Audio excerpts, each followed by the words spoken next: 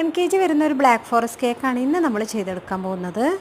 8 ഇഞ്ചിൻ്റെ ടിന്നിൽ ബേക്ക് ചെയ്തെടുത്തിട്ടുണ്ട്. പിന്നെ 3 ലെയറായിട്ടാണ് കേട്ടോ കട്ട് ചെയ്തെടുത്തത്. ഇനി ഫസ്റ്റ് ലെയർ ഷുഗർ സിറപ്പ് ഒഴിച്ചൊന്ന് വെറ്റാക്കിയതിന് ശേഷം വിപ്പിംഗ് ക്രീം സ്പ്രെഡ് ചെയ്ത് കൊടുക്കുന്നുണ്ട്. പിന്നെ സ്ട്രോബെറിയുടെ ക്രഷാണ് കേട്ടോ ഒഴിച്ച് കൊടുക്കുന്നത്. ഇത് ക്രീമിന് നല്ലൊരു ടേസ്റ്റ് തരും.